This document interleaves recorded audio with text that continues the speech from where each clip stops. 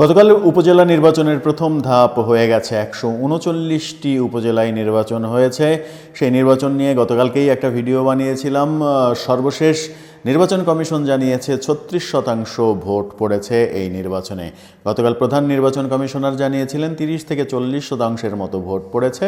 আজকে নিশ্চিত করা হয়েছে 36% ভোট পড়েছে। কিন্তু নির্বাচনে আওয়ামী লীগের প্রার্থীদের জয়ের প্রাধান্য থাকবে, সেটাই স্বাভাবিক। বিএনপির প্রার্থীরা কি করলেন সেটা নিয়ে আলোচনা করব এই ভিডিওতে। থাকবেন দর্শক আমাদের সাথে।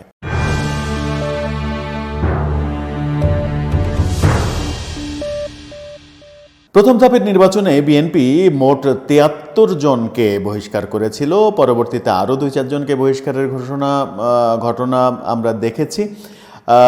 এই যে ব্যাপক সংখ্যক উপজেলা চেয়ারম্যান, ভাইস চেয়ারম্যান, মহিলা ভাইস চেয়ারম্যানদের বহিষ্কার করা, সেই বহিষ্কার করার পরেও 28 জন চেয়ারম্যান পদে নির্বাচন করেছেন এবং এই 28 জনের মধ্যে 7 জন বিজয়ী হয়েছেন।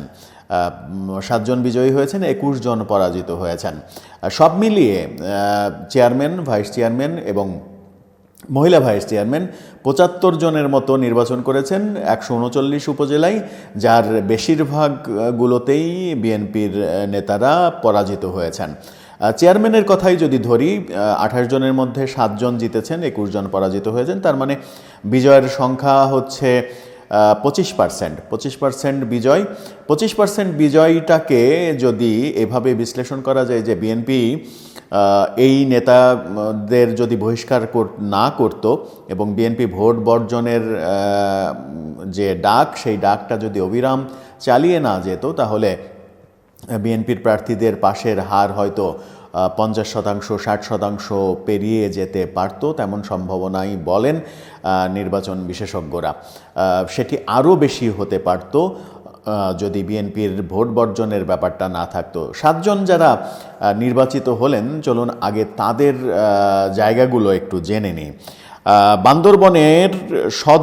বান্দরবন সদর উপজেলায় আব্দুল কুদ্দুস, তিনি বিজয়ী হয়েছেন। শেরপুরের ঝিনাইগাতিতে আমিনুল ইসলাম বাদশাহ, তিনি নির্বাচিত হয়েছেন। চাঁপাইনবাবগঞ্জের 2টো উপজেলায় 2 জনকে বহিষ্কার করা হয়েছিল। 2 উপজেলায় 2 চেয়ারম্যান প্রার্থী কিন্তু বিজয়ী হয়েছেন। চাঁপাইনবাবগঞ্জের গোমস্তাপুরে আশরাফ হোসেন এবং চাঁপাইয়ের ভোলাহাটে আনোয়ার হোসেন, এই 2 জন কিন্তু বিজয়ী হয়েছেন। চাঁপাইনবাবগঞ্জকে বিএনপির অন্যতম ঘাঁটি হিসেবে দেখা হয়, সেটাই হয়েছে সেখানে।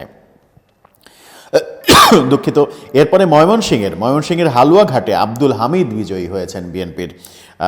গাজীপুর সদরে বিএনপি কিন্তু জিতে নিয়েছে। ইজাদুর রহমান মিলন, তিনি কিন্তু বিজয়ী হয়েছেন গাজীপুর সদর উপজেলায়।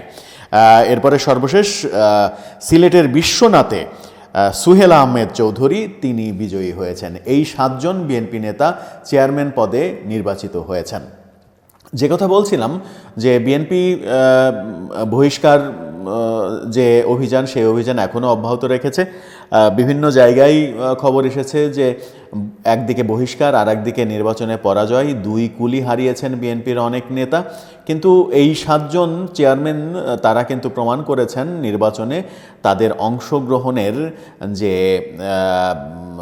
বৈধতা অর্থাৎ প্রয়োজনীয়তা, সেটা কিন্তু তারা প্রমাণ করেছেন এবং প্রমাণ করে এই দুর্যোগের মধ্যেও তারা জিতেছেন। এবং তাদের জয় একটা বার্তা দেয় যে বিএনপি ভোট বর্জনের যে পন্থা অবলম্বন করছে এবং ভোট একপাক্ষিকভাবে আওয়ামী লীগ নিজেদের করে নেবে যে কথাগুলো বলে আসছে, সেই কথাগুলো খুব একটা বাস্তবতা পাচ্ছে না। বিএনপির 25% নেতারা যখন চেয়ারম্যান ক্যান্ডিডেট হিসেবে জিতে যান, তখন বিএনপির এই ভোট বর্জন এবং ভোট নিয়ে নানা রকমের কথাবার্তা কিন্তু এক ধরনের মিথ্যাচারে পরিণত হয়। বিএনপির যে নেতারা জিতলেন, তারা তো বীর দর্পে নিজেদের কর্মকাণ্ড চালাবেনই, যারা হেরে গেলেন তাদের কিন্তু 2 কুলি শেষ হয়ে গেল। দলের পদবি, সদস্য পদ সব কিছুই গেল এবং নির্বাচনেও জিততে পারলেন না, এটা তাদের জন্য দুর্ভাগ্য। কিন্তু যে কথাটা আলোচনা হচ্ছে সেটা হচ্ছে যে বিএনপি যদি ভোট বর্জনের এই পন্থা অবলম্বন না করত, কিংবা যারা ভোটে দাঁড়িয়েছে তাদের অন্তত বহিষ্কার না করত, বহিষ্কার করে তারা যে ভোট বর্জন, ভোটে যাওয়া যাবে না, ভোট দেওয়া যাবে না, এই লিফলেট বিতরণ টিতরণ সব কিছু করে যাচ্ছে এখনও, সেগুলো যদি না করতো তাহলে বিজয়ের সংখ্যা বিএনপি নেতাদের, বিশেষ করে চেয়ারম্যান পদে বিএনপি নেতাদের বিজয়ের সংখ্যা কিন্তু অনেক বেশি হতে পারত। এখন কি মনে হচ্ছে এই যে 25% আসনে বিএনপি নেতারা চেয়ারম্যান পদে নির্বাচিত হলো, তাদের অংশগ্রহণের 25%, এতে কি প্রমাণিত হচ্ছে না যে বিএনপি যে কোনোভাবেই হোক তাদের নীতি নির্ধারণের জায়গায় ভুল পথে রয়েছে? দর্শক, আপনার কি মনে হয় জানাতে পারেন আমাদের কমেন্ট বক্সে।